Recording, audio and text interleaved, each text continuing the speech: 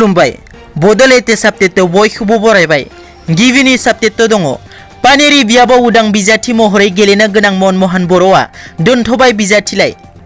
64 नं पानेरि बियाबाव UPPLनि बिजाथि महरै गेलेनो साखाफारा जानाय फेरगाव UPPLनि आखान्थि आफादगिरि मनमोहन बर'आ दोलोनि नीति आदर्श आरो हाइकमान्डनि बिथोनखौ फालिनानै उदां बिजाथि महरै गसंथिनायखौ दोनथ'बाय।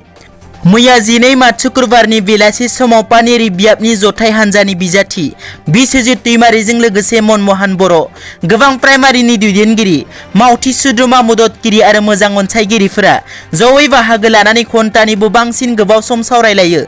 बिनि उनाव UPPL दोलोनि जानानै खामानि मावनो थिरांथा लानो सिगांनायखौ फोरमायो मनमोहन बर' बिथाङा।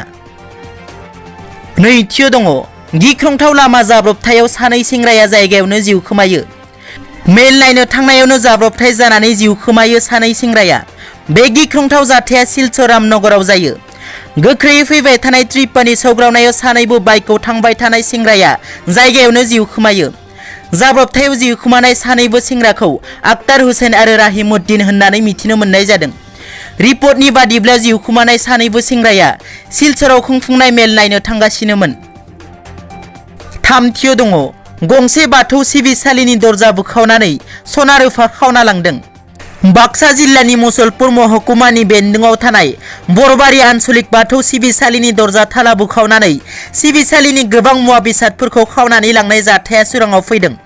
मैया शुक्रबारनि हराव सिनाय मोनै दुथांफोरा दरजानि थालाखौ बुखावनानै सिबिसालिनि सिङाव थानाय गोबां सना रुफाजों लोगोसे गोबां लाखनि बायदिसिना माखासे मुवा बेसादफोरखौ खावनानै लांदों।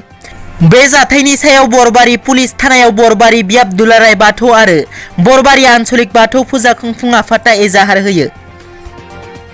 ब्रैथियाव दङ BTR फेरेंगाया बुंदों हाग्रामा महिलारिखौ फुटबलनि किक होनायजों लोगोसे गलाव थांफालायनाय जसनगोन। फैबाय थानाय बिधानसभा बिसायख'थिनि थाखाय UPPL दोलोआ साखाफारा जाबाय। बेबादि समावनो BTRनि BTR फेरेंगाया हाग्रामाखौ थांखिनानै खौरांगिरिनि सिगाङाव बुङो दि आसाम बिधानसभा बिसायख'थियाव फुटबल बादायलायनायाव हाग्रामाखौ बलनि किकजों गलनि सिङाव थांफालायनाय जसनगोन होननानै। बाथियाव दङ बाक्सा जिल्ला मुसलपुर फरायसालिमानि बानजायनायाव साखोन सिखोन लाखिनाय हाबाफारि। बड'लेण्ड मुलुगसोलोंसालिनि बिथोन बादियै बाक्सा जिल्ला मुसलपुर फरायसालिमानि बानजायनायाव थांनाय 12 मार्चनिफ्राय जागायनानै 7 साननि थाखाय मुसलपुर बाजार गामिफोरखौ साखोन सिखोन लाखिनाय बादियै नेशनेल सार्भिस केम्प हाबाफारिखौ लानाय जादों। दिनैनि रादाबा एसेनोसै।